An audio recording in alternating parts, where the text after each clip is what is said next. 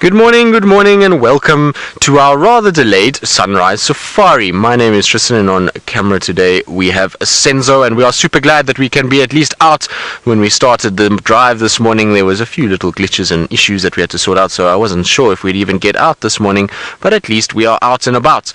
And that means that you can talk to us now on hashtag Safari Live and YouTube chat should you want to ask questions, or just say good morning from wherever you're watching. Like I say, it's been a bit of a difficult morning. We've had to fix UPSs, towers, masts. Then we were at the Bulgari repeater for batteries, and so Senzo and I have been busy, and we're eagerly awaiting our tech t-shirt that should hopefully come through, because we've now, I think, officially joined the tech team along with Lou and Megan, who I believe were at the dam cam yesterday and entertained some of you while they were going about trying to find the right tree, which, well, we know took quite some time. So at least we all now graduated into the tech positions, and we are able to do of random things that with this weather, unfortunately, this is what causes issues to start. So I apologize if my mic is a little bit funny. It seems as though gremlins are on the rampage this morning. I don't know why, but they are. Anyway, let's get to the series, into safari and to what we're going to be able to do and to see what's going on. Now, what's wrong, Senzo? My mic's still not right. I don't know what's going on this morning. It seems as though we're going to have one of these mornings where everything is going to be a little bit on the patchy side. I think it's all the sort of rainy weather. Maybe that's why it's like this. Better, Senzo? There we go. Okay, so we're all good now. Apparently, hopefully, that's the end of the interruptions for our day. Now, we haven't really had much time to get out. I did hear some Birmingham boys running, but they sounded quite far south towards the Double M, so it sounded like they were heading into sort of Mala. I just suppose it's probably because two others are down there on a buffalo kill, so maybe the four of them are going to join up together. They seem to be a lot more sort of intense about what's going on at the moment. Yesterday we saw that Tinyo was busy roaring and carrying on very early in the afternoon, and in the morning he was also calling. So I don't know why we've got so much audio breakup. I honestly have no idea. It's just me out so far. The Mara team is still busy with their rehearsal for the TV shows, so I'm going to have to try and fix this audio on the fly. So I do apologize if you see me leaning forward like this. It's to be able to try and get to my mic pack, which is behind me most of the time. So I'm going to probably just stop before I have an accident, because as you can see, Rusty's steering is incredibly straight, and so it means that I'll just go off-road into some sort of tree. Now, how are we doing there? Is that better? Much better. Okay, it seems as though we're better. I'm not sure if it's going to hold, but we'll just try. I don't know what's going on, and apparently yesterday the audio was fine, and yesterday morning I was okay, but now it seems as though it's all breaking apart. Anyway, let's hope that that's the last we have to deal with that mic pack. Otherwise it's to the naughty corner with the mic pack as well. Poor Senzo, I don't even think you can see his socks. He's dressed so much. There is trench coats, there's jackets, there's jerseys, there's long pants, there's gloves, there's beanies. I don't even think we'll be able to get to his socks if we stripped off about 40 layers from Senzo. So Senzo is well wrapped up, and I don't think socks are going to be a possibility to even see today. I feel like we'd have to spend probably an hour just to try and get to his socks, and given that we're a little bit tardy already, I think we'll leave the socks for this afternoon. Senzo, you're going to have to wear some nice socks this afternoon, even if it's cold. Okay? Okay, so Senzo's nodding. He's saying yes, he will. So hopefully we'll have some bright socks to cheer us up, and also some sunshine. It would be really nice if some sun came in. As much as the rain is very pleasant, I'm all for thunderstorms and big rains and lots of weather, but what I really don't like is when it gets grey like this and it just stays and sits and it's cold and it's really not raining and it's not doing anything. It must just go away and sunshine must come out. Also, for this rain to really do anything, we need the sun to be able to start this photosynthesis process and to start the bush getting greener and more lush again. So it would be nice if this all cleared and some sun came out.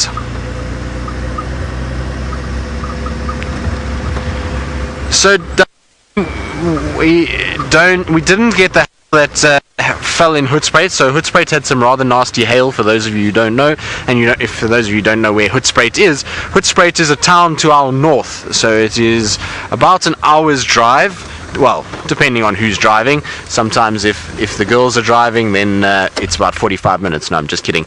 No, it's about an hour's drive away, and they had some really large hail a few days ago, 2 nights ago. Hail about this size, which would have done some serious damage. We didn't get any of that. We just got a bit of rain this side, and last night again a bit more rain. So it's at least nice soft drizzle that happened last night, which is really good for soaking in. When we get those big thunderstorms, particularly when it's dry, the bush is so hardened that actually the water runs off quite quickly, and you end up in a situation where it all kind of goes into the same place, and it's not actually that good. Soft drizzly rain is the best thing.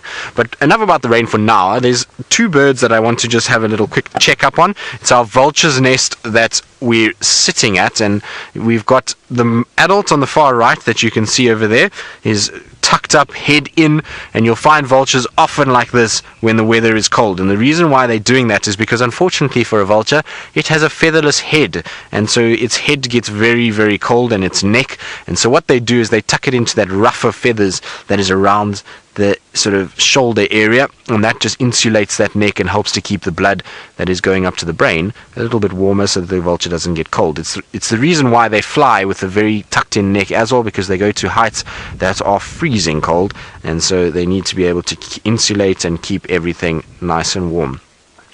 But the nice thing is that we can actually see the chick really well this morning. Generally the chick is quite hidden, but there's our little chick sitting on top of its nest, and you can see that it's starting to develop quite nicely now. It's getting a little bit larger, the wings are starting to turn a brown coloration and getting quite big feathers, and the neck itself is starting to lose some of those down feathers as well. So slowly but surely the chick is growing, and it's getting bigger by the day, and soon we're going to see it perching much like the adult just off the nest.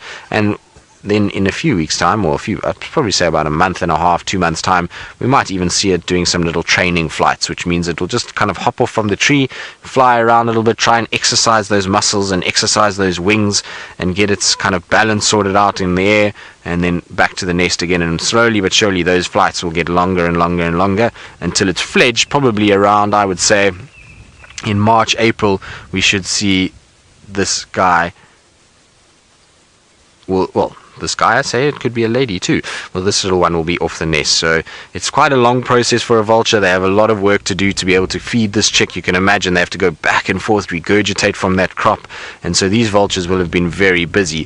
The nice thing for vultures is that they're such good flyers, is that they can cover massive distances quite easily and be able to find the food that they need during the day. And you'll often find this situation early in the morning where one vulture is not here, and that's probably because that vulture is somewhere on a carcass and is feeding, and it will come back, come and feed the chick. The other one will then go and feed and try and find food. So it's often the case in the mornings that you don't see both adults here. Sometimes we do, but generally it's just the one that is caught up in this area. And I believe there's a dead elephant somewhere not too far north of us in the Kruger National Park that has got a number of vultures at it. So you never know, maybe our vulture from here is there. They do travel that far. It's not like they're beyond the realm of possibility that they wouldn't. And an elephant, at the end of the day, is a huge source of meat for birds of prey like this, and they're able to go there and really stuff themselves, and it's a place that they can go back and forth from, especially when at this time of the year when they're nesting and they have a little chick to feed. So I would imagine that maybe our vulture might have headed that way. Of course, there will also be lots of dead buffalo and various other things from lions spread around all over the place, and they might be feeding on those things. But an elephant often draws in masses of vultures, and particularly in the first few days, if there's no predators on it. So if there's nothing like hyenas or lions, you'll find sometimes 300-400 vultures coming into those areas, which is quite phenomenal to see. I remember there was a dead elephant at Chitwa near the airstrip the one day, and that elephant, by the afternoon and the following morning, we counted 450 different vultures at that carcass feeding away, and it was really quite incredible because we had every single vulture species that we see here. So even the Cape vultures arrived, and we had leopard-faced white-headeds, the white-backed hoodeds. It was amazing to watch, and the interaction between all of these vultures around this dead elephant was quite something. So they are a cool bird. I really have a lot of time for vultures. I know they're not pretty, and they often are associated with death and decay, and much like hyenas, I suppose, in a way, but they're actually incredible birds, and without them we would be in a bad place here. We'd have a lot more disease and a lot more issues, and so we really do need vultures, and the fact that their numbers are declining is a very big worry for all of us.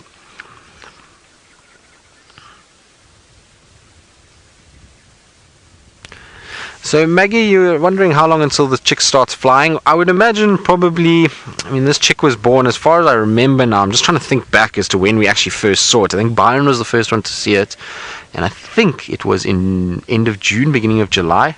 Maybe somebody can correct me as to exactly what day was the first time we saw it. But generally they will lay their eggs around there. It's a 44 to 45 day incubation that you'll see, and then from there the chick starts to grow, and it's nest bound, and it will only actually leave the nest properly at about 180 days after incubation. So if we think about 180 days, that's 6 months time. So it will be probably, I would say, like a March, April that it'll start to leave the nest, but in terms of actually starting to fly, within, I would say, another month it will be starting to flap wings and testing and trying to use them a little bit. And the first few flights will be horrible. It will literally jump out of the tree and just plummet downwards, and it will open its wings and kind of flap down onto the ground, and slowly but surely it will build up the strength to actually fly properly. So it's going to take a bit of time, and it's going to take a while, but I would imagine within the next probably month to 6 weeks we're going to start seeing it doing little test flights from the nest and building up its strength until it's able to then eventually leave this nest around sort of January, February, March, somewhere there is when it will go. Beautiful though to see it, and always nice when we're getting another species, another individual being added to the species. Fern, you're asking how tall can an adult vulture get? Well, it depends on the species we're talking about, but this white-backed, which is the one we see here, will stand at about a meter tall, so about 100 centimeters. In inches, I'm not 100% sure what that is, to be honest. I'd have to ask maybe Megan or Lou just to check in inches what that would be. So that's the kind of mid-sized vulture. Our biggest vulture, the lapid-faced, will stand at about 115 to 120 centimeters. So that's a little bit, 1.2 meters, which is a really, really big bird. The thing is with these guys is not so much the height of this bird, it's the wingspans that are amazing. So they're not quite as big as some of the other big birds in the world, but if you think that some of our vultures are having wingspans that are close to 3 meters, which is absolutely massive. If we think about 3 meters, that's well into the teens in terms of feet. So it's probably, I would say, it's somewhere around 16, 17 feet, maybe even more, closer to 20 feet, which is massive. So alright, so there we go. So 120 centimeters, which is the lapid-faced vulture, is 3.9 feet. That's how tall they stand, which is not small when you think about it's a bird and it has to fly. It takes a lot of energy and a lot of strength to be able to do that. And that's why the chick is on the nest for so long. It's got to develop, it's got to get all of these structures in place, got to build muscle to be able to go on these long, arduous trips to be able to find food. So it is quite amazing what these guys are capable of doing. Right, vultures, you enjoy your morning. We're going to try and carry on and see what else we can find.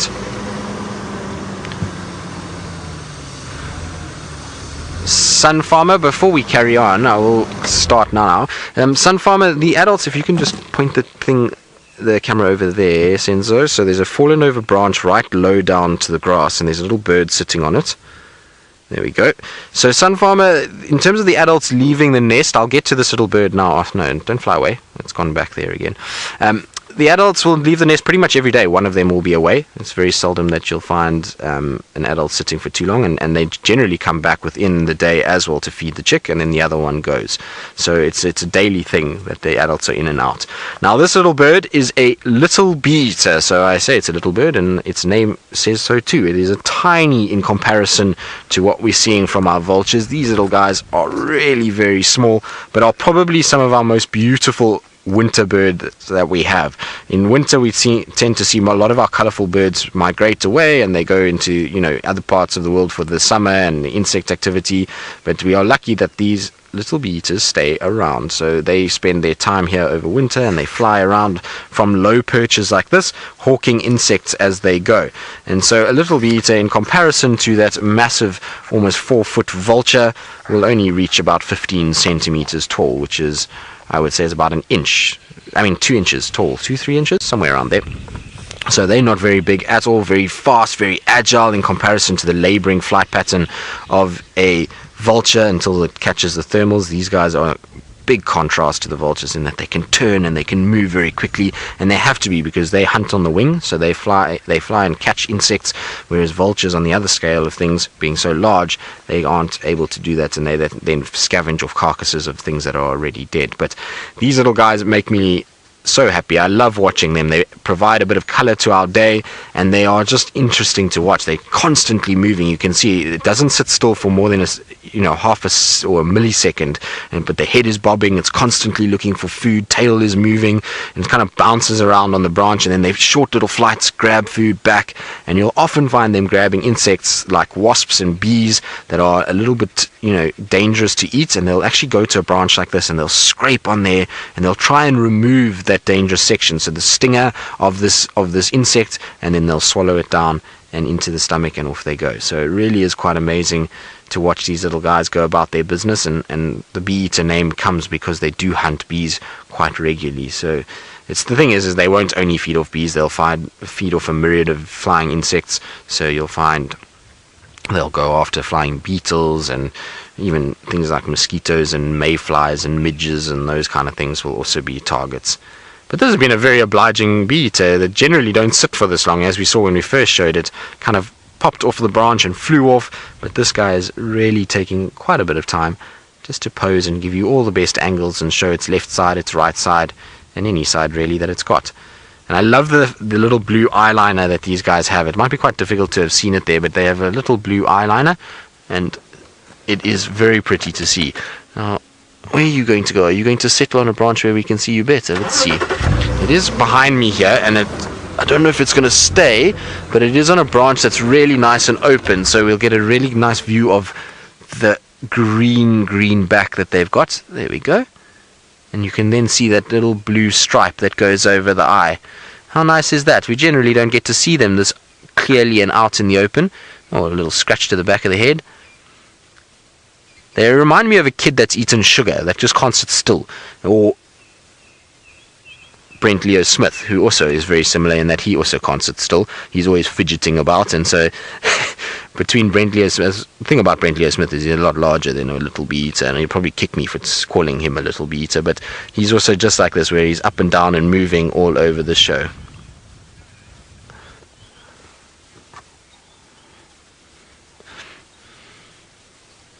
The short nose, you're asking how old do little bee eaters live for? I honestly have no idea, to be honest. I really have not a clue as how long they live for.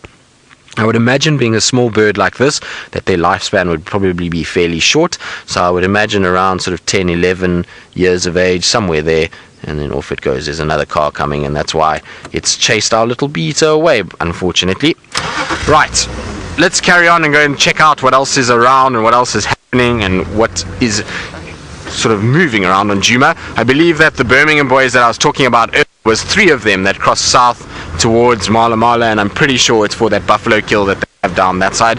There was a crazy video of the 2 Birmingham boys tackling a buffalo, so maybe the other 3 have gone that way. Also, there is a male lion that's hanging around down there, and we know that they've already gone after a different male on Nkoro, and that they managed to actually kill him. So the Birmingham's mean business at the moment. They're not in the mood for other males, and this has been quite interesting to watch because they have really gone largely untested, and they've really not had too many altercations or interactions with male lions or other male lions. And now that there's been a little threat, it's almost like these guys have banded back together again, and they've showed exactly what they needed to do, which is to stay together. And the 3 of them then went after the lion at Nkoro, and now maybe all 4 of them are going to be down in the south and try and take over that pride that is down there, and push that Matsupiri male out and into the wilderness, or even potentially kill him. So they're meaning serious business now, and I think the presence of a lot of males around them is starting to just kind of get them going and make them a little bit more wary of what's happening. At the end of the day,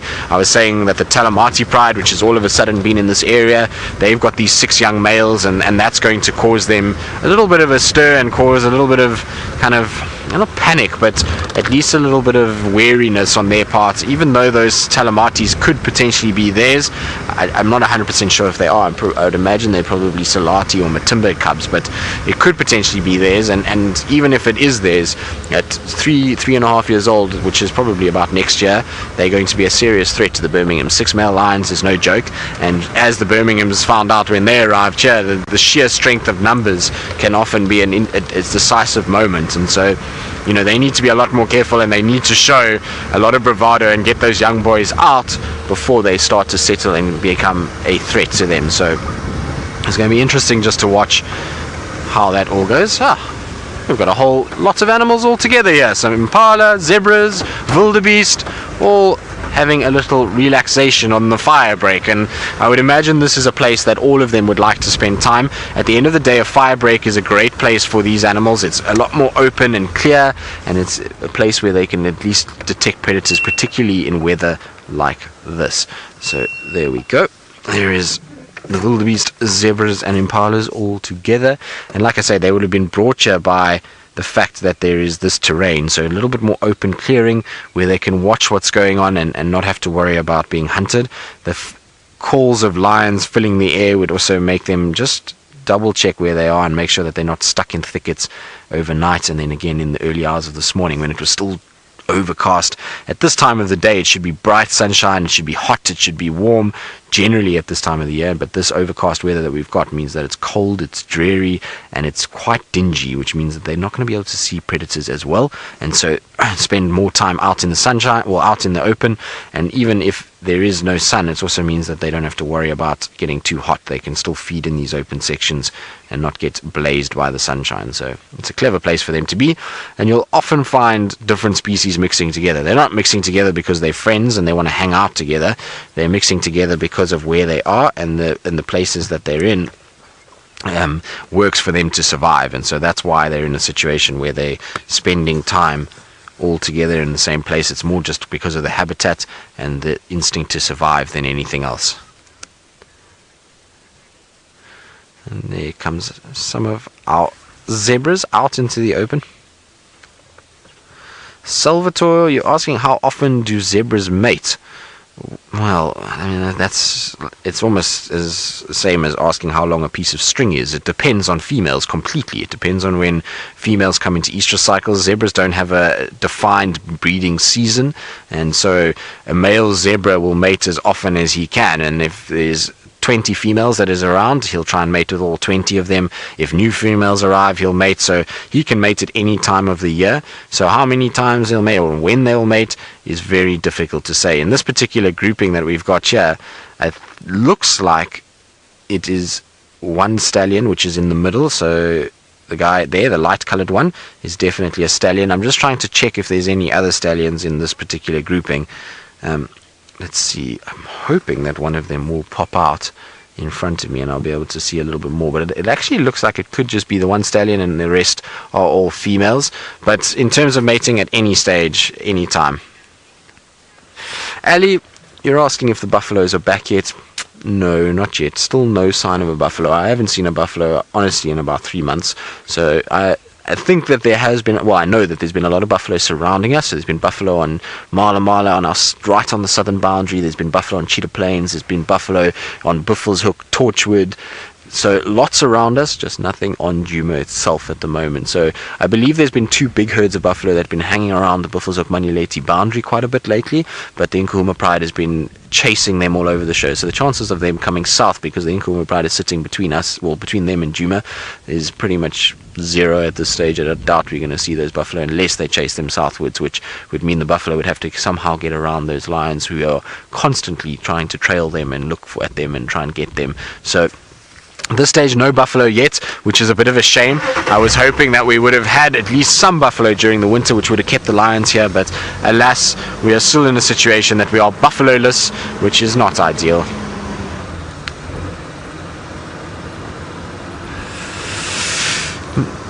Now, this morning we are, like I said, out and about on our own, and Mara was doing rehearsals, but I believe that they, I think, are done with their rehearsals, and Taylor McCurdy is going to join us this morning, and she's on the river cams and wants to say good morning.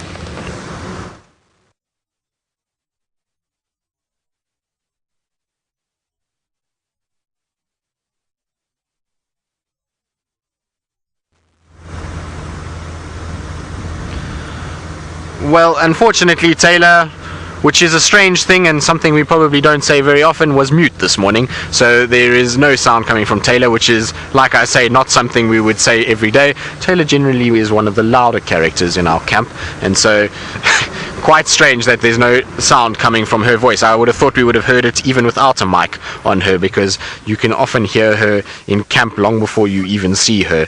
And I don't mean it in a nasty way. It really is a good thing. It brings a lot of kind of joy to our camp and a lot of atmosphere, and I'm really just joking about the fact that she's quite loud. There are louder people, I know, but she definitely does bring a little bit of extra noise into a camp when she's around. But how nice is it just to watch these zebras filing past as they go over the road. Their general direction now seems to be going down slowly but surely towards Treehouse Dam, so imagine they're going to head there eventually this morning for a drink. The rest of the wildebeest and the impalas, they've disappeared down into the firebreak and to our left, but the zebras have decided they're going to take a different route. They're going to break from the crowd and do their own thing. But you can see one or two of those females look as though they might just be sporting little ones inside, particularly that female that we've got there. You can see her stomach is slightly more rounded and hanging a little bit compared to some of the others within the herd, and so I think she might be carrying a little one. It's not fully formed yet. When a zebra is fully pregnant, they are absolutely massive. But this one is still got a little bit of time to go. Ooh, a little kick as well. Right, Taylor McCurdy sorted herself out. She has sound, she has audio. So let's go across to her. And, well, a yellow-billed stork, I believe.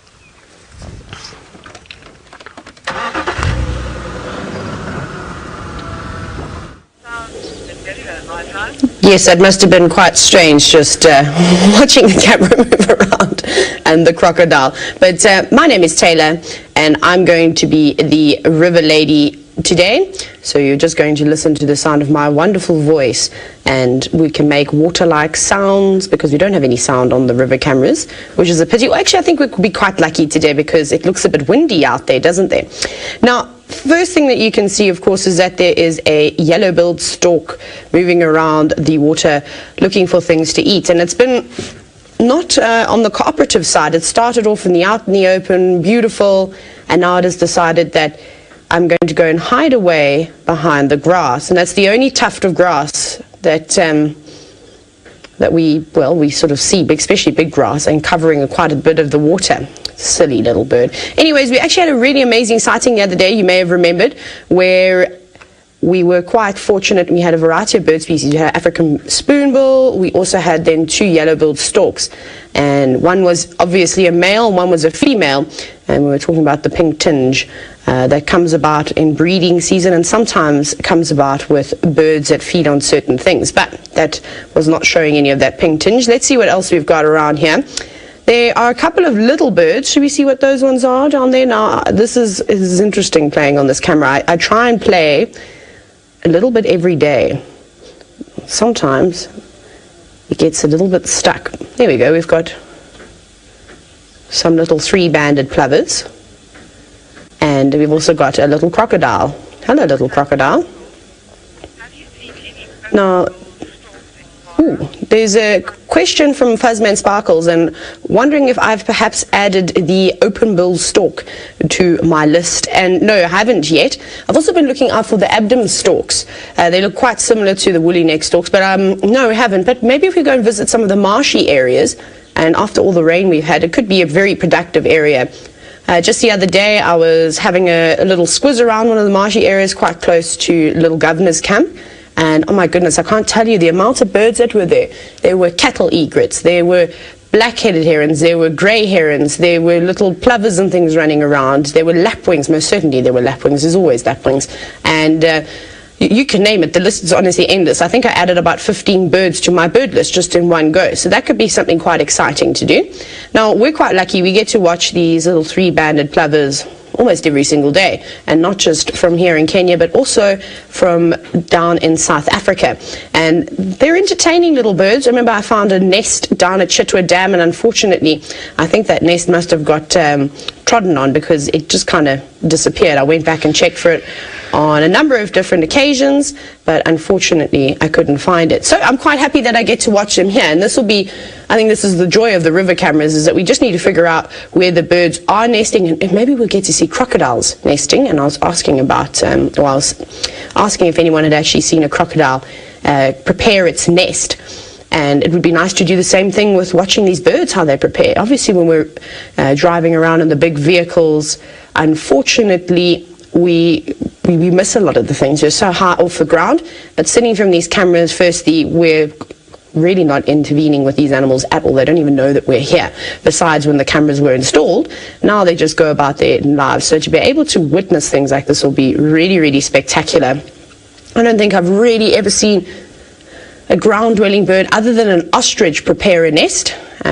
They're not too secretive about the way that they prepare their nests. And then, of course, we see a lot of the birds that nest in the trees. We see them carrying twigs and recreating their nest. But it would be nice to see these little ones. Now, they'll just make a little scrape, just like the blacksmith lapwing would. Probably not on a little island where it's feeding at the moment. That would be a bit too dangerous. The water levels could rise and then flood it. So you might find that they'll go to the edge of the main bank, and probably anywhere between 50 and 80 meters away from the water's edge. They'll probably make a little scrape there. Isn't this beautiful though? Oh, now you flew away. I can't keep up with you. Oh, there you are. Now, Roshni, you're wondering if I've seen the teeny tiny crocodiles. No, not yet. And you know where I've been looking out for them, though? And because I did see one the other day in a crossing quite close to Serena. Maybe a crocodile about the size of the one that was just popping in and out of frame. And they like to, move away from these main river systems, especially when they're not being cared for by their mothers anymore. They'll go off, and it's quite dangerous living in the river. We see mass drownings with wildebeest, with zebras too. Now, little crocodiles could get washed around a bit. Imagine getting trampled in a stampede. And then there's obviously a lot of bird life at the river's edge. So the saddle-billed stork, the yellow-billed stork, the Goliath herons, they're all going to be snatching up little crocodiles. So it's a dangerous area. So they might move to these smaller little luggers, these marshy areas, and live out their lives, and hopefully try and stay hidden. So we'll keep checking those areas, because I'd like to see some really tiny crocodiles. I think the ones I've been seeing are maybe just over a year or so. But we'll keep looking and searching the river's edge. Who knows? Maybe we do find ourselves a little croc. Tristan, however, is not with an animal that's little.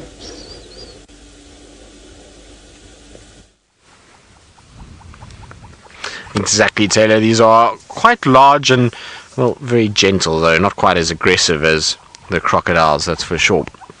And it's just a small grouping that we've got. It's only a few elephants together, and they're in a very dense area, so we're probably not going to be able to stay with them for too long, unfortunately, because where they're going through is not going to be very pleasant on poor Rusty, and so hopefully they'll just stick around and feed like they're doing where we are now, because it's quite okay where we are. There's a little bit of open section, and if they go behind me, then it's going to be better. If they go in front of me, not so good.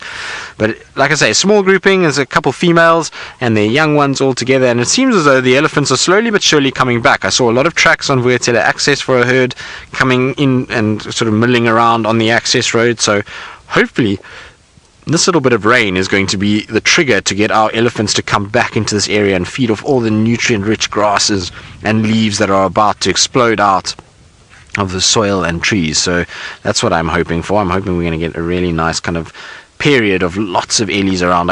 I really do like when the elephants are around. They're just so entertaining, and spending time with them is probably one of the most relaxing things. You just kind of sit in amongst them and they amble around you and feed, and there's really no sort of aggression to them in any way, and that's what I like about them. You can see there's a little calf in front as well that's trying to suckle, but mom is being a bit of difficult this morning. Every time the calf tries to go and get some milk, mom just blocks it, and you can see, look, she's pushing it away with her leg, so she's using her back legs to keep the calf at bay. She's saying, no milk for you this morning, you must eat grass this morning, I'm not in the mood for suckling. And it's probably because she's in a feeding pattern of her own, so she's moving around feeding, and she doesn't want to have to stop and wait for the little one to suckle before she can move and carry on again. So it's probably why you have a situation that she's being a little bit pushy towards the calf.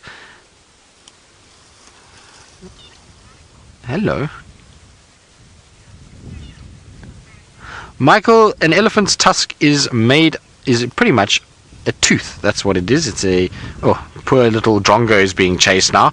So, sorry, little fork-tailed drongo. You can see our fork-tailed drongo just above here, and you can see the elephant with me. And our typical young elephant, posturing, head up, using its...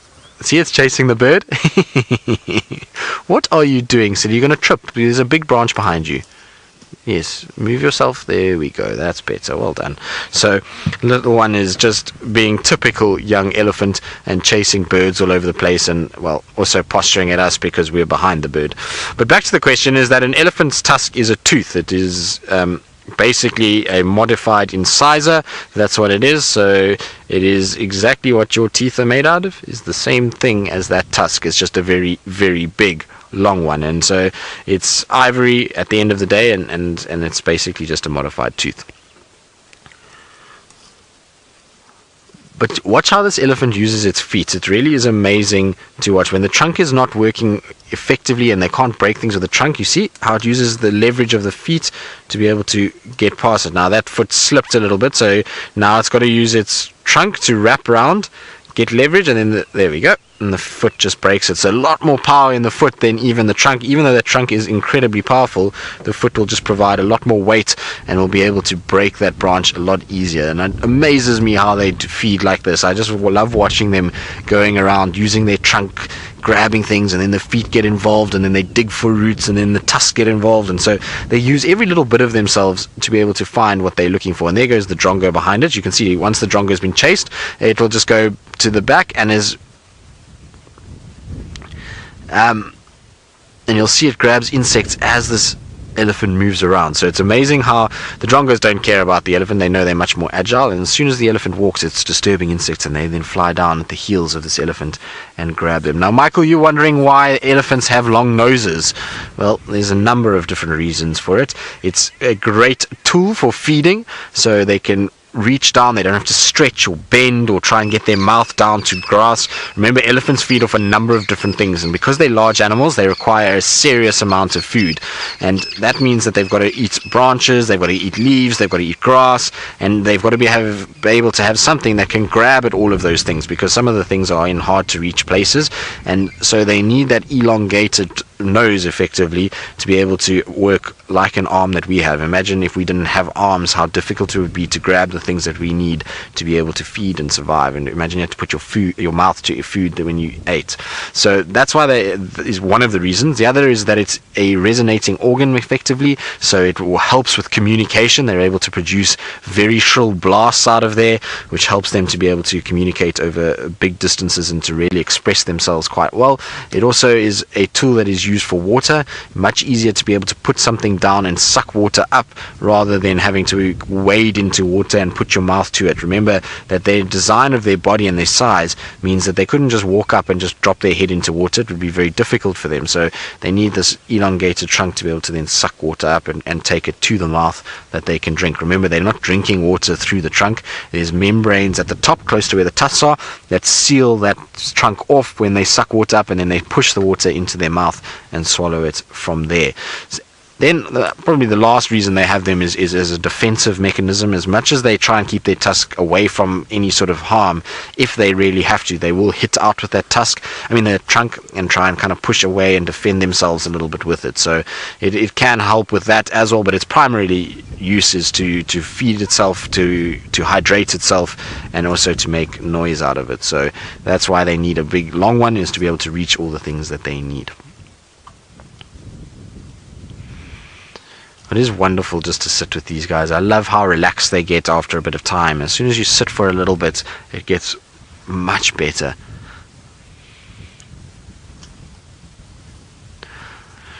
Lauren from Illinois, you're wondering if an elephant's tusk breaks, how do they avoid any infection in that area? Well, it depends where the tusk breaks. So, Lauren, if the tusk breaks on the tip and those areas, there's no root structure right on the tip of the tusk. The root sits quite deep in there, and so the tip breaking off is not going to cause any damage. It'll still be ivory underneath there. It'll eventually just hone it back down to a sharpened point, as you see with the tusk that they have at the moment. So that's not going to cause too much of a problem. But if it breaks above that lip line, so where you see the tusk entering into the lips of the elephant and into the mouth, if it breaks inside there, that's where you're going to cause damage, and infections can occur. And it's very common to see big elephant bulls, when they break their tusk, to have an infection, and you can actually see sometimes pus and various other things coming out of it, and they'll make them very grumpy. But what they do is they'll actually pack soil and sand inside there, so they almost seal it off, and so they'll constantly be throwing dust into there, sealing it, and trying just to get that wound to close up. And then once it closes up, their natural sort of system will break down, and they'll be able to sort out the infection. I mean, obviously it's going to cause them a lot of pain, it's going to be uncomfortable, that elephant's not going to be in a good mood at all, but it will be able to deal with the infection itself. Remember, animals are incredibly strong individuals, and their immune systems are far better than what ours as people are.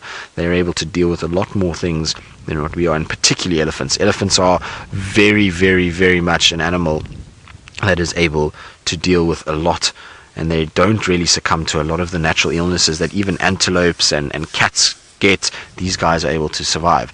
Now, this is very, very interesting, because this is not actually it's a herd that I didn't think it was. Senzo told me it is a herd for short trunk, and I said to him it can't be, because there's far more elephants than short trunk's herd. But there is short trunk right in the front, so she's made friends, and they've joined with, must be another few females, because there she is. You can see her trunk is very indicative. It's a trunk that is easy to see, and it's definitely her. It's not a different female with a shortened trunk. And so for those of you who don't know who short trunk is a female that we see regularly here on Djuma. We see her a lot, and she's normally only accompanied by 3 younger individuals. So she normally has 3 others with her, a young male, which is the small one that we saw just now trying to suckle, and then 2 older individuals. I can't remember if they're females. I think one is a female. I'm not sure about the middle one, but that's normally her herd. And today I can see at least another 4 or 5 elephants that are with her, so she's obviously joined with another grouping. This does happen from time to time, is that they will come past one another, and it could be relatives that she knows, and it's a herd that she maybe broke apart from earlier in her life, and that's why they've joined up again. But I'm really glad for short trunk. It's always nice when herds grow and get bigger, and hopefully they will stick around together. We very seldom see her with other elephants at all, which is really cool.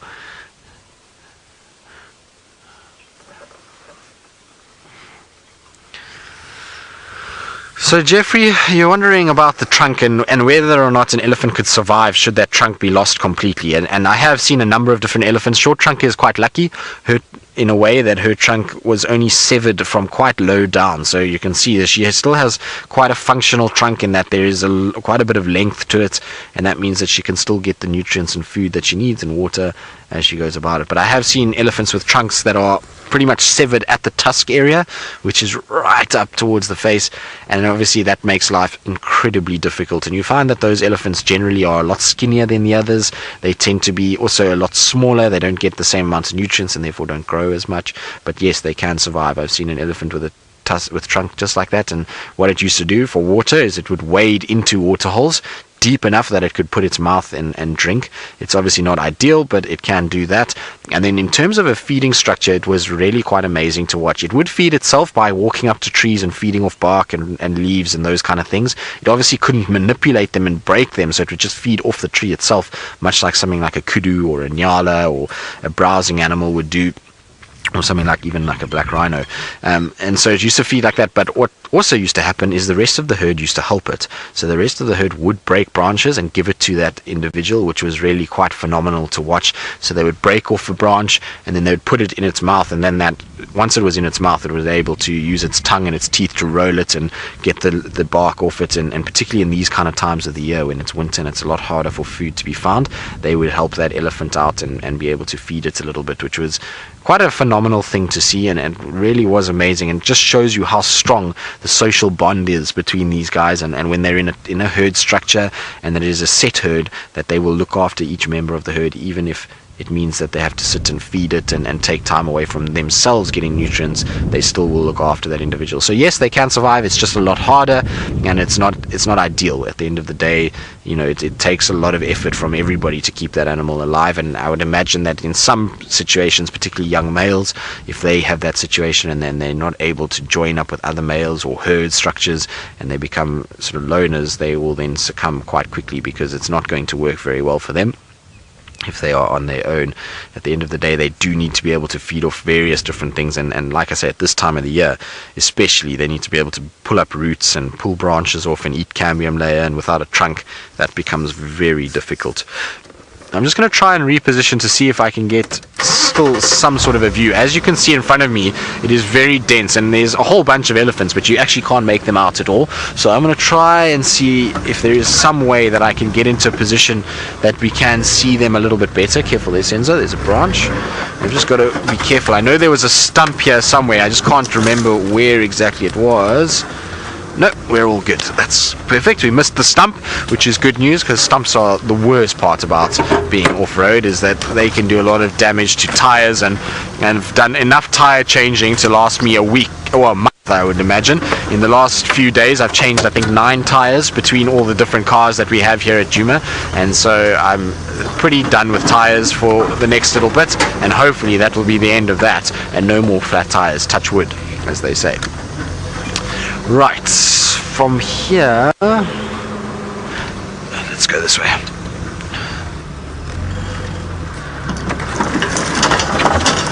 Asking if I've seen elephants tusking the ground much. Not too much. You tend to in this area, because of the sand substrate, generally the soil's quite soft, and they can use their trunk and to be able to mic again, sorry Senzo, I don't know why this thing is going like this at the moment, but generally they can use their trunk and their feet, and they can get what they need to be able to survive. But sometimes they will tusk the ground. Sometimes you'll see them going head first down, tusks, and then they pull up roots and various other things that are there. Okay, I'm sorry guys, I know I'm making a lot of noise, I apologize. I'll be done now. We're going to get to a nice open place. So there's an elephant in front that's moaning a little bit at me because of all the noise that I'm making. So hopefully once I get into this little section here, everybody will calm down and we will be okay. But yes, they do sometimes, like I say, use their tusks, particularly if it's a root structure that is really difficult to break, and between the feet and the trunk they're battling a little bit. Then they'll use their tusks just to leverage, and then you find sometimes when they're swimming and they're in mud, they'll often push their trunks and their tusks into the mud, and they kind of lift the mud up, and they then are able to pick it up with their trunk and throw it all over them. So they do use their tusks to loosen soil from time to time. But for the most part, and with the elephants, is that they pretty much in this area, because of the sandy based soil, their trunks and their feet are able to deal with getting roots out of the ground. But if it's really tough and really strong, tusks go in and then they lift up like that.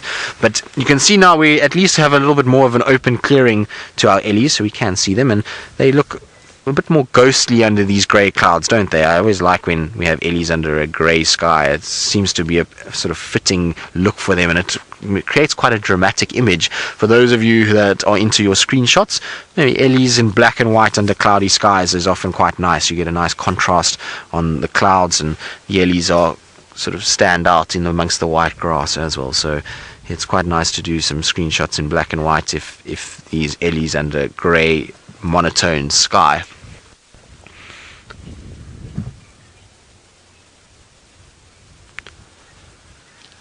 So, Joanne, you say elephants' feet have to be pretty tough.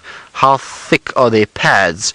Well, elephants don't have multiple pads. They basically have one big solid pad underneath there, and in the front you can see toenails. So the toenails protect the front of the foot, particularly from things like rocks, because remember, elephants aren't only in places like this where it's quite sandy soils. They also go through rocky areas, and those toenails protect the front of the foot from rocks. But underneath is one big pad, and the thickness of that pad is not as thick as you would think, but it is incredibly tough. So it's about an inch thick underneath there, and then there's a fat layer that sits above that skin layer that is very thick. So in the back part of that elephant's foot, where it stands, because elephants almost stand on their toes like they're wearing a pair of high heels effectively, there is a big fat cushioning that slopes from the back end to the front and thins out as it goes towards the front area. But that back part of the pad, I mean the fat layer there is about 2 inches thick, so it's quite a big padded area, but the skin itself underneath is only about an inch thick, but it is very calloused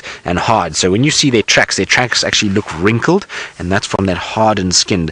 And if you've spent any time outside and you don't wear shoes, the more you walk around without shoes, the harder your feet become, and the skin itself toughens up and it almost becomes like a leather. And it's the exact same with the ellies. From day one, they're walking on their feet over all kinds of terrain, and their feet then get hardened up. And I actually know a guy that used to spend a lot of time in Zimbabwe running around after wild dogs, and he spent so much time as a kid barefoot that even as an adult he walks around the bush with thorns and all the other nonsense that we have out here, barefoot, completely running around after wild dogs. It's quite crazy to watch the guy go. He doesn't flinch for anything, and his feet have become so hard that even the thorns don't bother him that much. I mean, there'll be the odd one that will go in. Something like a sickle bush or a monkey orange spine will definitely do a bit of damage no matter how hard your foot is.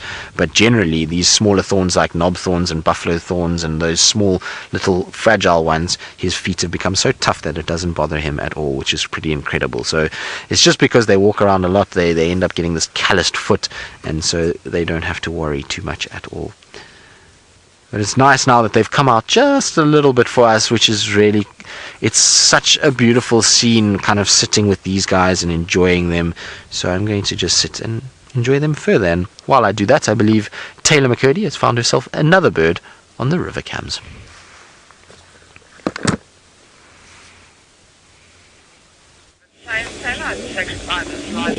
Oh my goodness, I'm repositioning everyone, I'm repositioning. It flew away from me and I panicked. I thought that it had gone to the other side. Maybe it just wanted to come back and jump again, so I could show you how beautifully this bird can fly. But yes, we do have an African sacred ibis, and they're interesting birds, aren't they? We see them actually all over South Africa, funny enough. It's a pity we don't see them often enough at Djuma, but I suppose we get to watch them all the time here. Now, this bird, just as the yellow-billed storks have been doing this morning, was looking for something to eat, and I presume a fish. But one thing I'm surprised by, I saw this type of bird scavenging the other morning, which I thought was so unusual. I didn't quite realize that they'd scavenged, and of course, this comes with experience and seeing birds doing different things. But I just thought it was amazing. I was watching it pecking at the carcass. I thought, okay, maybe it's looking for things around it. And it wasn't. It was tearing chunks of flesh. Well as this bird can tear chunks of flesh with that long beak. And yeah, so it was amazing. So I watched it do that, and then I'd seen them fishing, which I thought was amazing as well, because I hadn't seen them actually catch fish before. Steph's had quite a few sightings with the African sacred ibis being quite successful. So I'd like to see that firsthand, well, maybe now while we're watching it, although it doesn't look like it's doing much right now other than giving itself a bit of a preen, which is also very important. When you don't have oils that waterproof your feathers, you've got to keep them dry. Now, Starlight, you're wondering, how did the African sacred ibis get its name? I don't know. It sounds quite royal, don't you think? It sounds as if it's done something to... Oh, there it goes. And I don't think I can keep up with it. Let's see where it flies. So actually, I'm not sure where it got its name from. I'm silly. I should have brought my big bird book. Perhaps what we'll do is we'll go... Well, when I get a chance, I'll run up to my tent and go and fetch my massive bird book, and that's got where all the names come from. Now we've got to find another bird. Well, I wanted to find out, well, obviously not African sacred ibises, but I did see something that looked quite similar while I was in Australia, and they called them bin chickens, which I thought was a very funny name for a bird. But it's exactly what they were. They were hanging around the rubbish dumps. They were probing their bills into the bins whenever they could, and you can imagine with that Australian accent, we actually need to get Tristan to say bin chicken when we go back to him. So, no, I can't. James is in here as well. James, I can't say bin chicken with a very good Australian accent. Can you? No, you can. No, yeah, mate. Bin chicken. No, then it would be a bin chook. Because yes, in Australia, chickens are actually called chooks. Now, apparently there's also some lions here lurking among the long grass. Oh, there they are. Hello. Fancy that. Suppose if you do move the camera around a little bit. Oh, no, don't get stuck. I've got to go slowly here.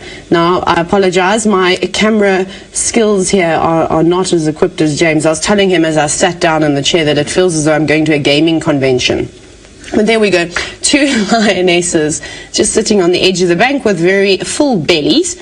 So that means they must have eaten something. I wonder what got too close to the water's edge. The other day, Eggsy, who, aka Zander, our editor, now he was sitting here playing around on the cameras, having a little look, and he actually noticed one of these lionesses. He said it happened so quickly before he could call any of us, came down and took a swipe at a crocodile, which I thought was quite funny and a little bit cheeky. Now, it wasn't a massive crocodile, because I think that lion would be a bit stupid to do that. It was, he said, well, I went and had a look at the size of the croc. It came back out of the water, maybe 2 meters or so, which is still fairly large, but obviously didn't seem to worry the crocodile too much. And she did look hungry. Maybe she was just trying her luck, but I don't be silly enough to go up to one of those 4 to 5 meter crocodiles as they're basking on the bank, because even with their great size, they can spin within a second and grab hold of a lion. And we know that crocodiles do not discriminate when it comes to food. They eat anything and everything. And if a lion happens to be silly enough to take a swipe at it or try and cross the dangerous waters, it won't even blink. And it will just come straight for the crocodile, basically. So they've actually quite a video. The one was of 2 big male lions trying to cross the Sept river, and a big crocodile and takes a snap at one. I think they both managed to get away, and it just shows you, even in like the savannah, the big male lion has to worry about the crocodiles. But I think this is a fantastic spot. Up here, you've obviously got beautiful water. That bank must be nice and cool too. It's in the shades close to the water's edge. It's a great spot to rest. You can go down and have a drink of water whenever you feel brave enough, and then go back to the shade again. Isn't that wonderful? So these girls will probably be here for most of the day. Oh, Marco, now you're wondering if there are any monitor lizards around along the bank. Shall we have a look? Let's see. Now, it's mid-morning, so that what they're probably going to be doing is probably going to actually be on the western side of the bank, to be honest. So not this side of the bank. This is the northeastern part of the bank. The reason why I say that is because the sun has just risen, so the western side will be nice and warm. So we might, but you know, you can run the risk of some of the bank being not quite fully exposed by the sun. But we'll have a little scan. We did see a water monitor. Was it yesterday morning? Yes. We did see one. It was quite a large one, in fact. That could be something else. And seeing as though we saw a little crocodile a bit earlier, and we were talking about young crocodiles being snatched up by a variety of different things.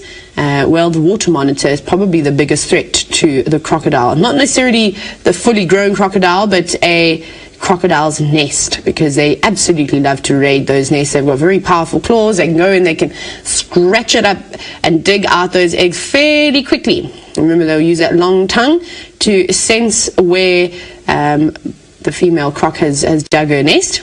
But there doesn't look like there's anything here, which is pretty spectacular, and then try and gobble them up before that female can come back. Now, Nikki, you're wondering if I've seen cannibalism with crocodiles. I have not seen that just yet, but I suppose the longer and longer I watch, maybe I'll see something like that. But at the moment, I can't see why that would happen. There is so much food around in terms of wildebeest and zebra. It doesn't look like there's anything here, does it? It's all the way out.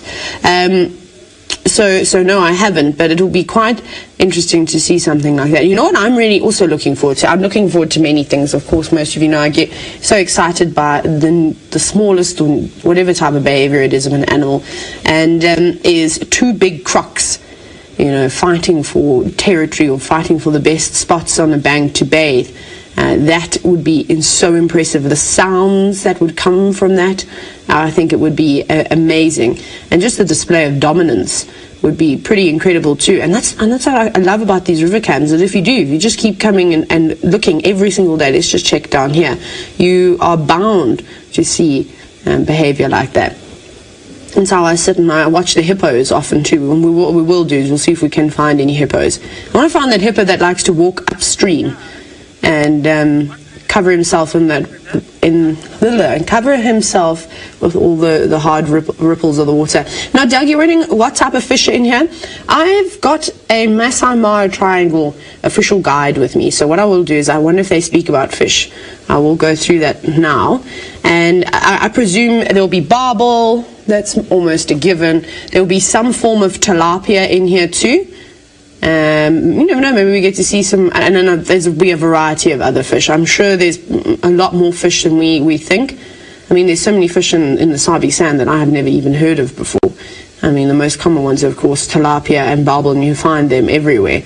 Let's see if any of the little fish have come to the water's edge, shall we? And there's our three-banded plover again. But it doesn't look like there's any fish there. Shall we go in a little bit closer? I saw that when I was in Mapungubwe last. I was standing on one of these beautiful walkways in the Mapungubwe National Park, and there was this little pool left in the Limpopo River. There's not much, the rain hadn't come yet, so it was drying up, and there was maybe about 50 tilapia, and it was beautiful. The males were incredible colour. I presume that they must have been the Mozambique, because they're typically known to be quite colourful. They were really pretty. I actually got some pictures of them. But we'll keep searching around here. I'm going to look for a water monitor. I will look for some fish. Who knows what we will find on the banks of the Mara River. Tristan, however, has managed to let the elephants, disappear from him.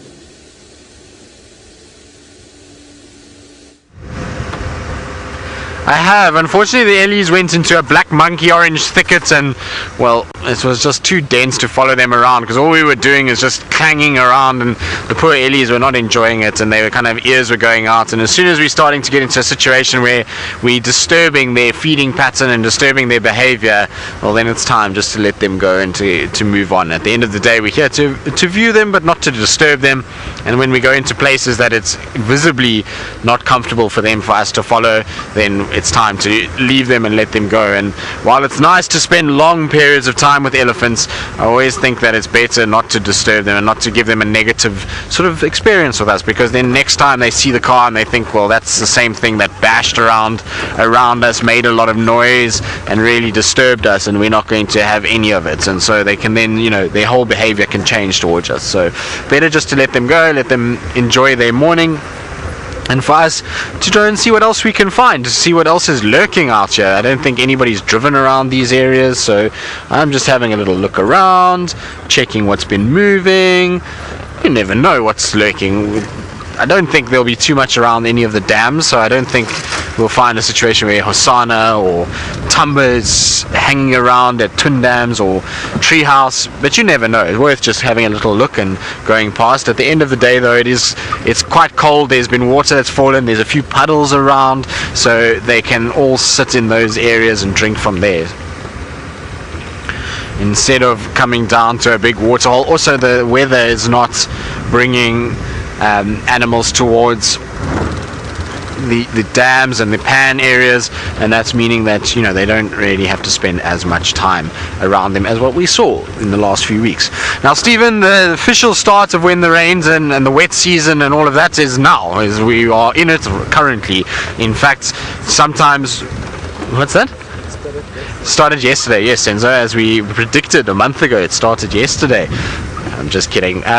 So no, generally September is when we start to see our first rains starting to come down. Sometimes it can be beginning of September, sometimes late September, like it is this year, and then it kind of have this rain period from September to October, a little bit in November, December, and then again January, February, quite a bit of rain that side of the year as well. So it's almost like two defined seasons that we have when it comes to our rainfall in this particular section of the world. And so it is now that the rain season has started. In fact, like I say, it was any minute that we were expecting rain, and the fact that it happened to fall yesterday, well, that was just coincidental for our bets. It wasn't like I actually really knew it would rain yesterday. It was just a complete fluke, and so pretty happy about it though. At least it gives me a few apple juices extra that I didn't have before, and I managed to get the team to concede that I was at least close enough to the rain and the amount of rain. It was interesting to see how localized the rain was and how spread it was. In some parts of the Sabi Sands got close to 50 millimeters of rain, which is really quite a lot. Other parts of the Sabi Sands only got 4 or 5, so it was really quite spread and patchy. But here are our antelope, our Nialas, and I think these are the same Nialas that came down to drink the other day when Hosanna was at the dam and ended up kind of watching them and stalking them a little bit. It looks like it's a mother with 2 younger ones and a young male that's in it, so it looks like the exact same grouping, and they're obviously spending a lot of their time around this drainage section that we see. So there's a little riverbed system, and they must be moving between sort of twin dams, Mulawati and Treehouse as they go, and you'll find that they still, even though it's cold and it's overcast, there is still some moisture content that they require, and antelopes will have a habit of going and drinking in certain places, and so that's probably why they're making their way towards sort of Treehouse Dam area and going to go and drink in that particular section. But you can see the young males do start off life just like the females. They are no way different in terms of coloration, but slowly but surely the brown starts to take over, and you can see that little young male is getting his beard, so he's starting to go into a phase where he's going to grow a little bit of a beard. His coat color will change from this rusty reddish color to that nice beautiful chocolate brown that the males get. Also, the length of his fur is going to start getting a little bit longer as well as he goes through the so-called puberty phase as a young individual. And there they go, disappearing off into the thickets as Niala do. So we're going to probably carry on as well and see what else is lurking about on Djuma. I might go and take a turn past Kuchava just to go and see what's happening there. I believe she did still have a kill yesterday and she took it up into the tree, so we might go towards Chitwa and just have a look and see if she's still there. It would be nice just to keep our cat streak running, and I would imagine that if she's been there all night, there must be very little of that food left, and so for her to be there this afternoon might be quite difficult. So it'll be worth just keeping the cat streak running if she is still there and indeed still feeding, and at least we have some semblance of what's going on. I believe Mvula is a little bit further north of us at the moment, so Mvula is busy sitting and relaxing on a termite mound just north in Buffelshoek, not too far apparently from the boundary, but not close enough that we will get visual. Even if he moves, apparently he's quite far off, so he's about 300-400 meters north of the boundary, which is a long way in the thickets that we have around the Sabi sand. So we're not going to be able to see him for now, I don't think, but maybe tomorrow or this evening, you never know. This is the weather that Mvula would like to move around in. We often see him moving around in cold, overcast, cloudy conditions like we're seeing today. It's weather that not many of the cats will spend all day sleeping. You'll find leopards will be quite active during this, move around quite a bit, and they'll be able to kind of find different food items. Now, we've just seen a young Niala bull, and this is what he'll eventually turn into. It amazes me that they go through such a transformation. So from a young rusty color with short fur to a big individual like that, and I mean, it looks just completely different. It doesn't even look like the same animal at all, and it's probably the most extreme form of dimorphism that we have in any of our antelope species. So some of the antelopes will have horns and the females don't, or you'll find like some of them will have dewlaps and the males and the females won't, and there's varying kind of things, but generally they all have a similar color. There's not too much difference, but the Niala is very extreme. The females and the males don't look anything alike, and even the young ones to the big adults are completely different. So it's a fascinating species, and a beautiful one at that as well. Those horns are just amazing. This is a particularly big individual. You can see his horns have twisted and twirled, and they've got the little white tips on them, and so no one's 100% sure why those white tips occur and what it's exactly used for. Some say it's a little bit of camouflage, because obviously the horns are helping with representing almost branches as this guy moves through thickets and help camouflage, and that's the reason for the spirals. But the white tips can then just blend in with the dappled light. But the other theory of thought is that it is contrasting to the darkness of the horn, and therefore shows where the horns finish, and that is then a indication to other males as to how big these horns are, and to females in terms of their sort of status and whether or not they're worth competing with or not. So they really are quite amazing, and you can see how contrasted it is to have those white tips, and there's no real other antelopes that have a very similar system to this. And it seems to just go hand in hand with the Niala's whole modus operandi when it comes to competing for females, is they try and avoid fighting as much as possible. So if they can show off horns like that and have contrasting colors that can intimidate other males, as well as their body size, erecting that fur that they have, those beards and that long fur that they've got on their back, that allows them then to try and intimidate other males and not actually fight, well, then it seems a plausible idea. Look how beautiful that is.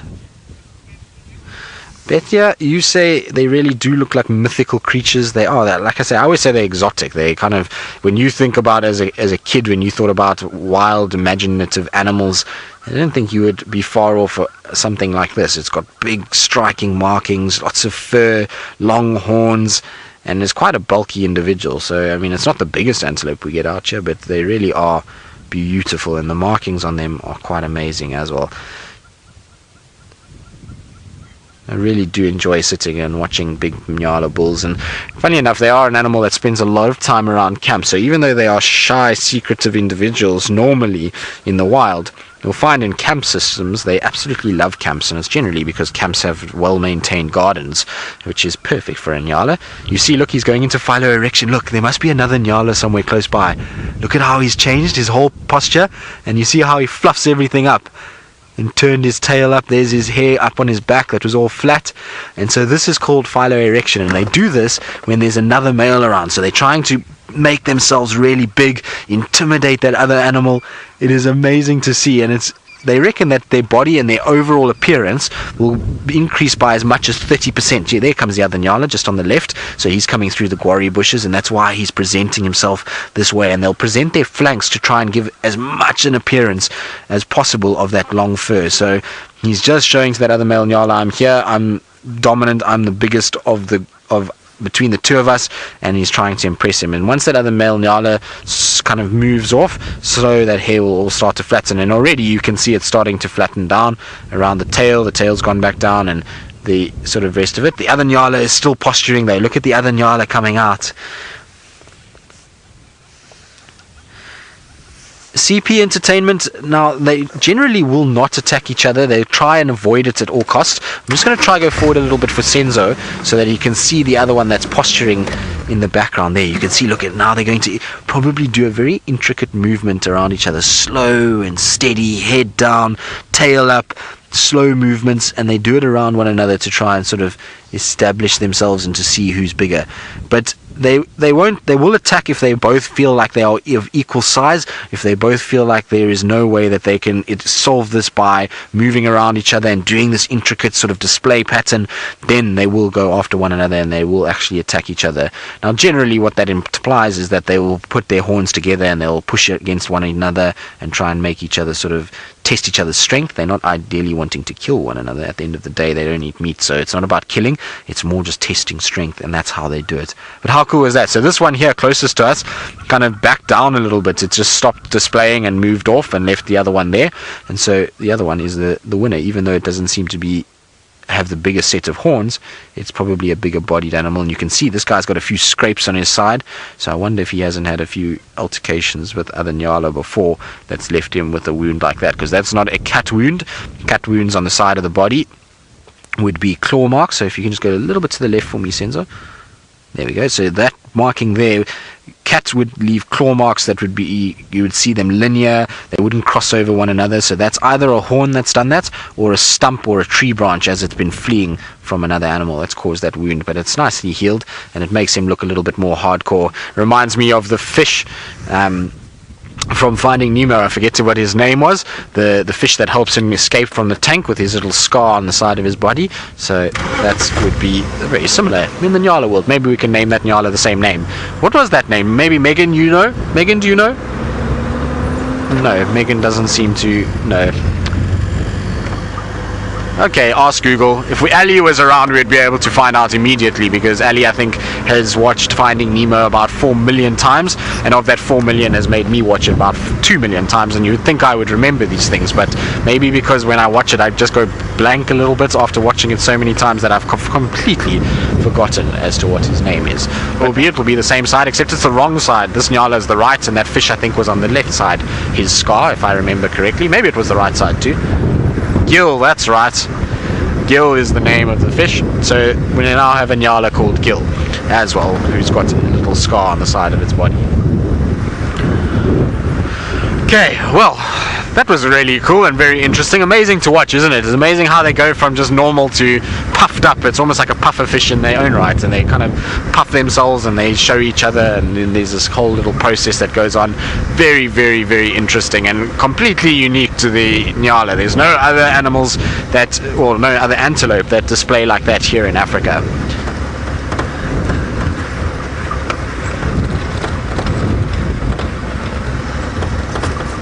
So, Dumb Shark Megan, if you can just repeat the question for me, because I got relative to one another.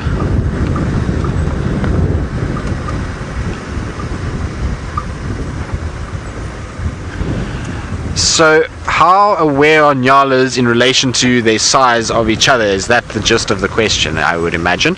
But they're very aware. I mean, they've got eyes, they can see, they can watch what's going on, and as soon as they see that fur puff up, they know immediately whether or not they are going to be as big or as small as what we see the other one is. So you could see with that Niala, it took 2 minutes, and the one realized, no, I'm not as big as the other one, and then moved off and went into a different area and left that one to feed there. So they know straight away, they can see, okay, hang on a second, that individual's got big fur, big horns, I'm intimidated by him, and move off. So they're pretty aware of their size, and they'll know if they're a big strong individual that spent a lot of time dominating, is mated, they'll then try and show themselves off as much as possible. And if they think, hang on a second, this one here is smaller than I am, they'll then go after it. So there's also a bit of bravado in it as well. There's a situation where you'll find some of them are a little bit more kind of intense about what they do, and a bit more aggressive, and it's the same in any of the male species. Some animals are a little bit more kind of reserved and others more aggressive in what they do, and so sometimes you'll find small individuals mating because of the aggression that they have, but it obviously depends on the individuals. So we were trying to have a look at Janet Jackson's hole and see if Janet Jackson was here, but no sign of Janet Jackson. Now, there we go, nothing inside there that I can see. Nope, nothing in there. Unfortunately, Janet Jackson not home this morning. There we go. But our lilac-breasted rollers are still here, so I'm sure they're still nesting inside there. So the noise we heard the other day couldn't have been them, and couldn't have been the Janet getting the chicks, because if the adults are still nesting there, it means that there's still something going on inside. So I wonder if it was not another Janet and a little bit of competition between them. Right, now I'm going to head past Twin Dams quickly, just see if there's anything lurking there, and then on towards Chitwa to try and find Kuchava. While we do that, I believe Taylor is scanning the banks of the Mara River looking for any signs of life. Well, yes, you're here with me, the river lady, who is also being accompanied by grey-crowned cranes and a very quick-moving little bird that looked very much like a three-banded plover. There were also some spur-wing lapwings around, but they seem to have wandered off since then. Now, just when you left me, probably what, about 10 minutes ago or so, it was so funny. I was having a little look around on the other cameras, and I noticed some splashing in the water. And it was these two beautiful birds fighting with a juvenile crocodile. I don't know whether the juvenile crocodile had tried to snap at one of these birds. Maybe it, was creeping up as they came down to have a drink, and then the birds reacted. They actually were kicking it with their feet. It was quite funny. Well, I don't know how you would kick something if you didn't use your legs, but anyways. And eventually the crocodile got upset and moved away. Let me see if I can see the croc, just to show you how small it was. Well, it wasn't a teeny tiny croc like we were talking about. It was just somewhere here. Let me just have a quick scan. Oh, I think here are spurring lapwings. Oh, I think it's moved off now.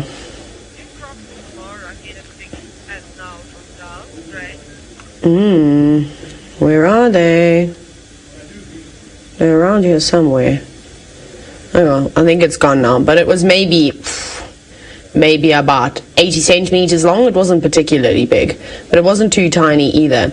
Right, now where are our cranes gone? It would have been nice to have caught that battle live. Panning so slowly. But there they are. So they came down for a drink, and now they have stopped drinking, and one is still preening itself and the other has gone off to feed. Now, I haven't actually seen allo preening with these birds, but I believe it's quite common, particularly amongst the cranes. And unfortunately, we don't get to spend too much time with even South Africa's national bird, the blue crane, because, well, it doesn't occur in the areas where we have the show, but they're really beautiful too. And I almost said I want to show you a picture, and then I remembered I don't have a cameraman. And it's a very far drive or run to get down to the cul-de-sac river crossing, which is the camera that we're having a look at the moment. So basically, from all the things that I have read, and I've seen it with blue cranes, in fact, one of my best friend has a farm, and she had a couple of breeding pairs, is to watch them how they keep this bond. So the bond that cranes typically have is not a bond that is just seasonal. Once they have made that bond, they'll tend to stay together for life. Obviously, if one dies, there's a story, but these so-called divorces that happen within birds that have a bond forever. Whoa, did you see that? There was a spurring lapwing that came through and bopped that crowned crane, grey crown crane, on the head. Didn't like that very much. It wasn't very nice, but we know that the lapwings seem to have a bit of a nasty attitude every now and then. We see it quite clearly with the blacksmith lapwing. So I would like to see, there goes the other one, the allopreening and the constant bonding that these birds have to do, and the maintenance in order to keep that bond nice and strong. So I suppose ways they could do that. The easiest one would probably be just to preen one another. And then another one would be to bring prenuptial gifts. So just bringing, a little snail, or perhaps a little lizard, an insect, a grasshopper. We know that there's lots of them around.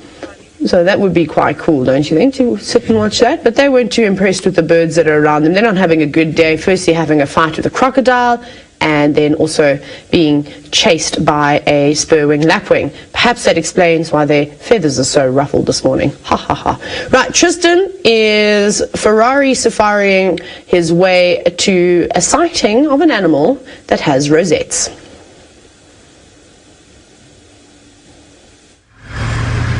Well, we are slowly making our way to that area. Whether or not she's going to be there is anyone's guess at this stage, because I can't get hold of anyone on the radio as to whether she's there. Apparently she was there first thing this morning, but nobody's been there for quite some time, and she brought the kill down onto the ground. So whether she's finished it and moved off, I'm not quite sure, but we're going to go for a little adventure anyway and going to see if she is there.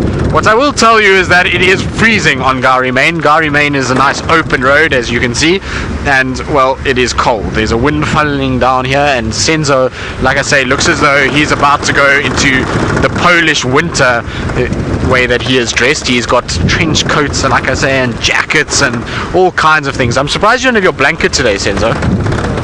Started late. So Senzo says no blanket because we started late and we were busy with other things and he forgot about it, but he's wishing he had his blanket with him. Don't worry, Senzo, this afternoon you can put your blanket on, because I think this afternoon it's still going to be quite cold. I don't think we're going to see too much sunshine today. In fact, I think it's going to be quite dreary most of the day, and hopefully tomorrow.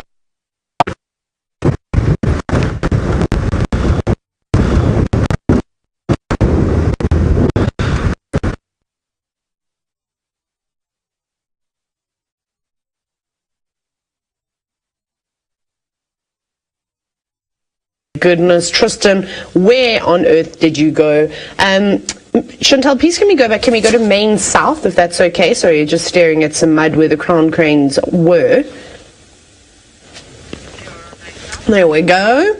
Now, look at that beautiful view. You've got a crocodile and, of course, our lioness. I wonder where the other lioness has gone.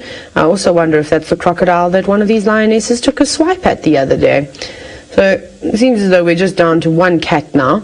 Obviously the other got a little bit on the hot side. Maybe it has moved further in. It does look very sort of windy. Like I said when we first started, it actually looks exceptionally windy. So I don't know how good sitting on the bank of a river, especially up high and exposed, would be. Maybe she's just disappeared somewhere in here. And I'd love to know what they've caught. I really would like to know. Maybe let's have a little squiz through here and see if we can find them in and amongst the rocks.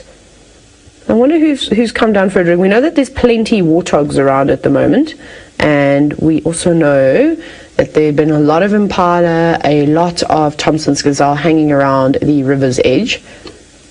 I don't think it would have been a hippo. I think that's a bit too ambitious for these lioness. We'll just do a quick scan around here. And we see them often around this particular area in and amongst the long grass.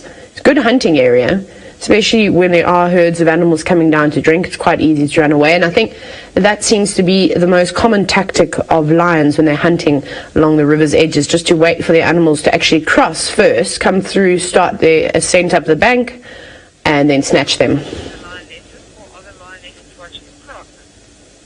Not Joe. I'm going to go back. You're wondering if the lionesses are watching the croc or the croc is watching the lioness. Let's see. We get in there. We get there. I don't think that crocodile cares too much for those lions, to be honest. That's just my opinion. Maybe it's just keeping the odd eye open every now and then, but I don't think it's really worried. If it was stressed about that lion being there, it probably would have moved away, but I don't think there's many things out in the wild that stress a crocodile out. I think they know that most things actually are scared of them. Though lions sometimes seem to be a little bit on the arrogant side, but they will learn the hard way, won't they? Especially if you get snapped up by a crocodile, there's very little you can do to get out of, well, a clamped shut jaw of a crocodile. I think it would be quite difficult. So I'm just going to have a look. I'm going to keep it like this. I'm going to very quickly jump on to Main North. I just wanted to have a look at something. Can we go to Main North, please? There we go. Oh my goodness. It's very windy, as you can see. The camera... Okay, no, never mind. Chantel's just going to quickly make a couple of arrangements, so we're just going to stick onto the Main South for now, because there's something that I want to show you on the Main North crossing. We'll get there just now. What else have we got? Where's our water monitor? That would be really nice if we had a water monitor here too, or an African sacred ibis. That would be perfect as well. Now, for those of you who have just jumped on, this is live, this is interactive. Even though you can't see me, I'm the river lady, and you can ask us questions. You can hashtag Safari Live, or you can chat to us on the YouTube chat. Right, we're going to go to Main North quickly. Let me also jump across to Main North. I've got to press my buttons too. Now, moving a bit quick. Please excuse the shake that you are seeing at the moment. It's camera is obviously in a very, very windy spot. Now, we were talking about ibises, and there was actually a question about where an African sacred ibis gets its name from. Well, I suppose you see these creatures all over Africa, and then I was looking, I think it's the white ibis is what they call a similar bird species in Australia. I was just having a quick look. So I wasn't actually sure, but it seems to be quite an interesting story about the African sacred ibis, and you can just see it's just walked behind the rocks. It'll pop out, you'll see its head moving around. And the story behind this beautiful bird is that it once roamed in Egypt, and it was a very important bird to the Egyptians. It was, depicted in, I suppose, many, many murals, also sculptures, and there were even some sort of mummified African sacred ibises that were found too, which I think is quite spectacular. And of course it has disappeared out of frame. I can't see it now. It's gone behind the rocks, obviously to go fishing. And it was basically the representative of the god Thoth, who was the god of wisdom, knowledge and writing. And so quite fitting, in fact. And the villagers loved this bird too. So everybody enjoyed that. That's just a piece of grass going across the screen. I'll try and move the camera slightly so we don't get it. Again, it's just very windy. So the reason why the villagers love this bird so much is that because it would interact with them and actually help rid the fish ponds. And when you are living near water systems, fish can often be a main source of food. And it would help eat all the little snails, the freshwater snails that carried a dangerous liver parasite. So how great was that? But unfortunately, from my understanding, they don't really exist in Egypt anymore. And this is unfortunately due to, reclaiming of land and I suppose just habitat loss, which is very sad. That seems to be the most... Right, I'm just trying to think. It's very windy here. Shall we go back to... I'm trying to scan and have a look and see if there's anything here. Very quiet, the rivers today, but I think it's because it's so windy. Everything's made me move just off to the side, and finding, of course, a spot that has enough sun and also the least amount of wind, because no one really enjoys the wind, let's be honest. Right, we're going to go back onto Tristan's cars. He's bouncing about. I think he's still on his way to a leopard sighting.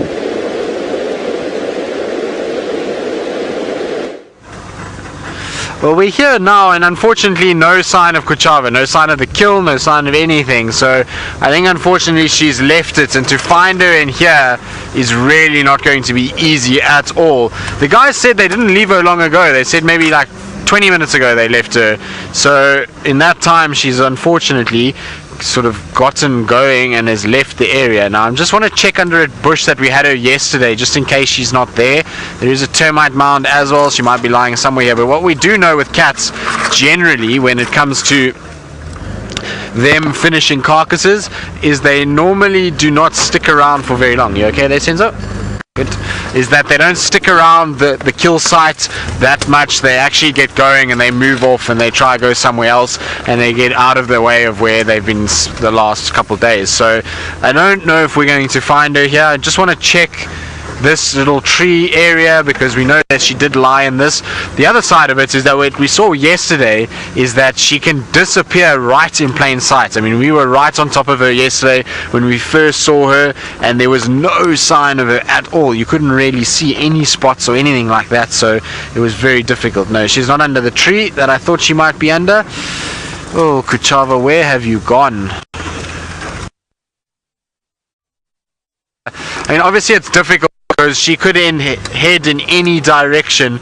It's difficult to say which way she's gone. I'll check this pathway now just to see if she didn't go further southwards, but even to see her tracks on this is not going to be very easy at all. No, I don't see any sign there. Come on, girl, where are you?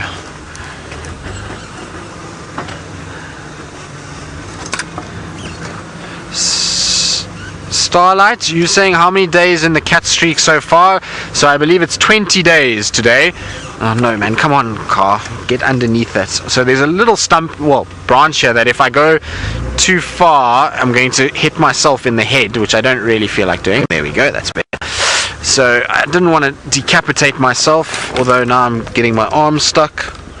There we go. So 20 days is what our cat streak is at the moment. I'm pretty sure she's here. It's just a matter of finding her and seeing where exactly she's gone. So I'm just trying to scan all of these grassy thickets and trying to look for her. So she was in the tree just on my left hand side.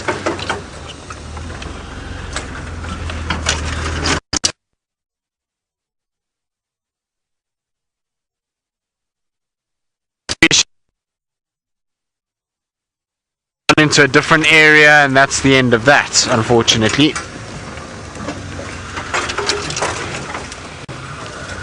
No sign here that I... Right, I'm gonna just have a little look around a bit more, try and see if I can get a track to indicate.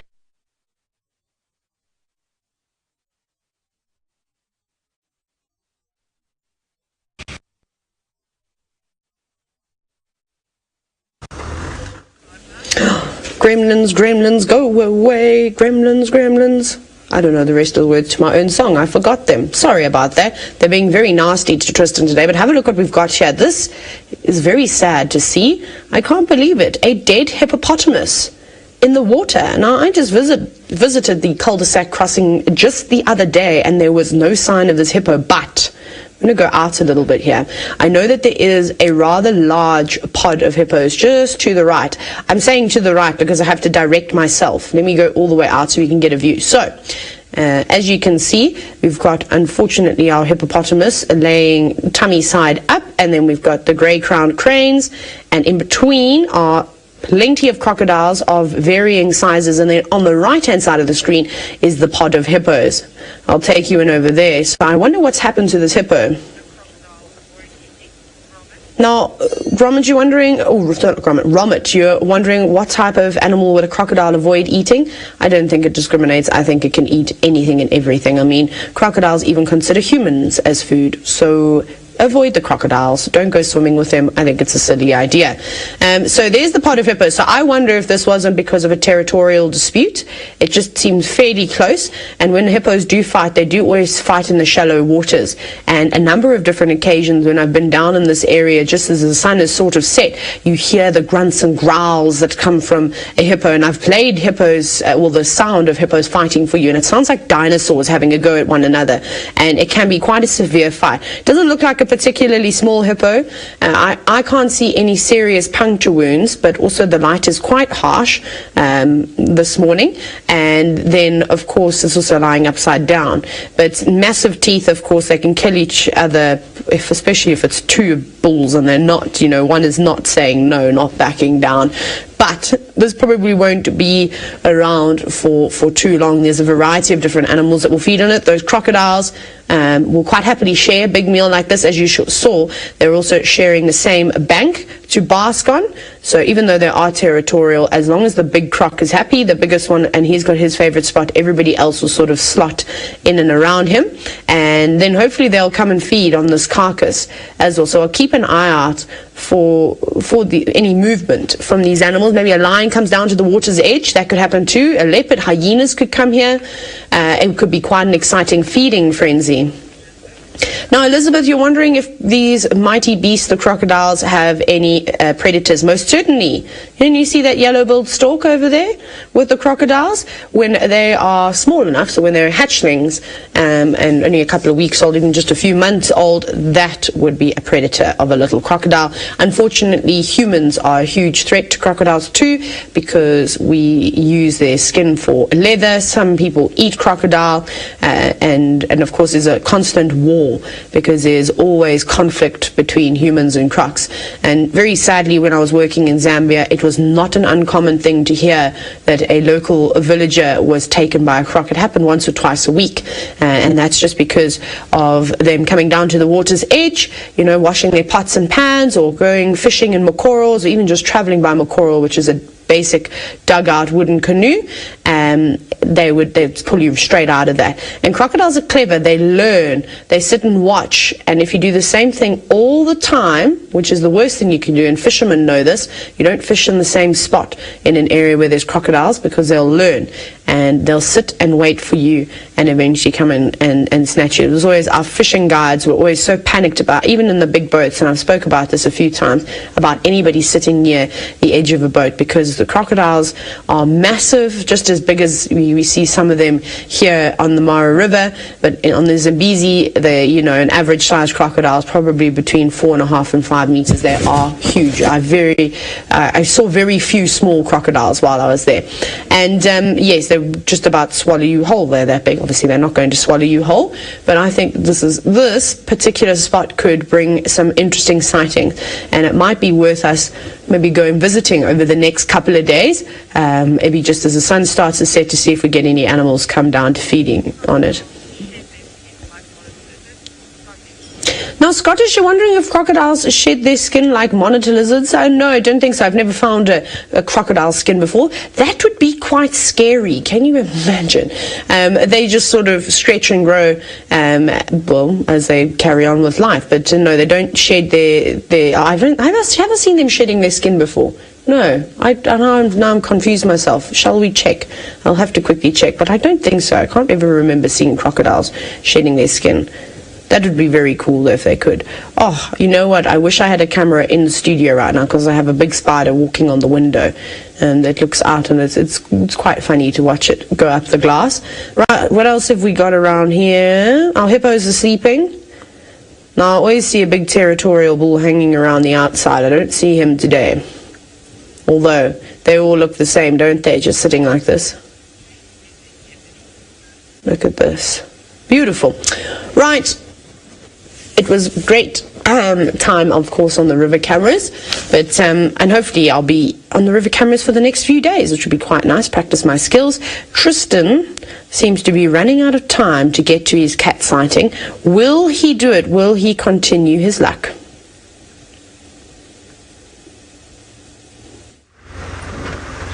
Well, we're not running out of time in that we've also got this afternoon's drive to continue our cat streaks, but this morning, given the fact that we've only been out for an hour and a half,